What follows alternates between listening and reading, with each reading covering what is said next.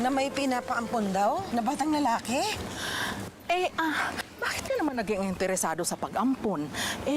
May 5 anak ka pa naman na baba. Oo, ate, pero puro mga babae. Hindi na bumalik ang dating saya sa bahay namin nang mawala si Junior. Paano yung asawa mo, si Simplicio? Alam na ba niya yung binabalak mo?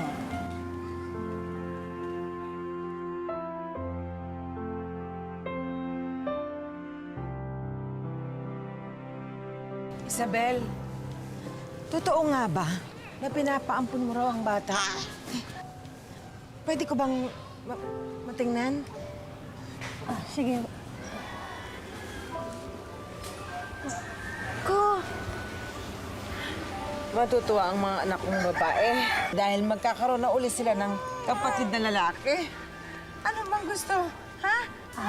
Sige. Mabuti nga ho para alam ko na nasa mabuting kalagayan ng bata. Kesa naman sa nanay ko. Pero ako ang naghirap dyan. Ako ang nagdala dito sa Tarlac. Pinalaman ng inang. Pero ang laki na nga ho ng gastos ko dyan.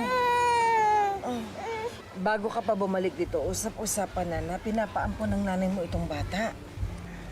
Nay, may plano pala kayo nang hindi ko alam? Hindi niyo sinasabi sa akin?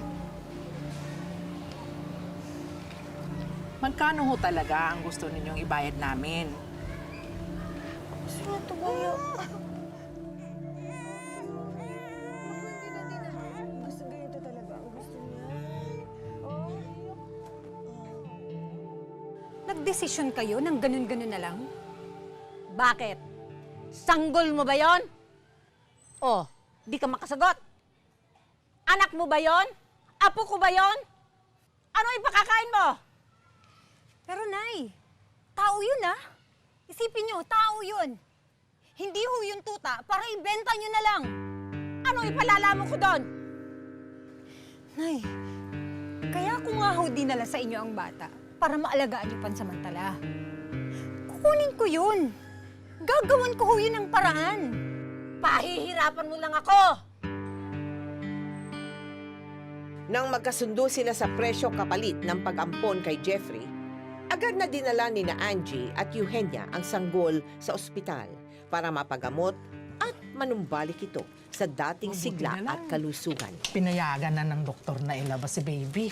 Basta daw, alagaan natin na mabuti para daw bumalik yung kanyang sigla at maging malusog ulit ang baby. Ate, ang saya-saya ko. Hulog ng langit ang batang ito sa atin. Tignan mo, Lubusog agad, hindi ba? Ang galing naman ng baby na yan. Oh.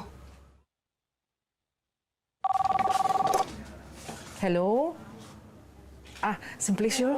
Oo, andito. Handali lang, ha? Si Simplicio. Ako na muna sa baby. Ay. Hello? Mahal? Nakasampung missed calls ka. Busy kami dito sa Saudi May bagong construction. Emergency ba? Hindi. Gusto ko lang ibalita sa'yo na nakuha ko na yung batang gusto kong ampunin. Kompleto na ulit ang pamilya natin. Hindi naman ako tumututol. Basta ikaw liligaya mo, mahal. Oo, mahal. Parang ibinalik ng Diyos ang yumao nating anak.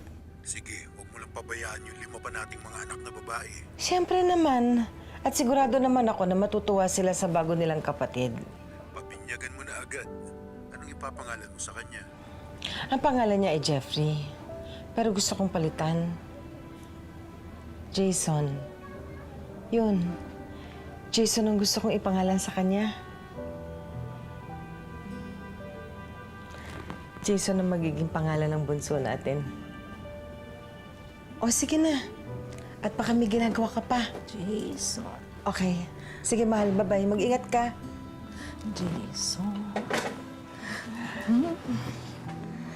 Jason. Jason. Nako. Jason. Ang bunso ko. Magmula ngayon, ako na ang bago mong nanay.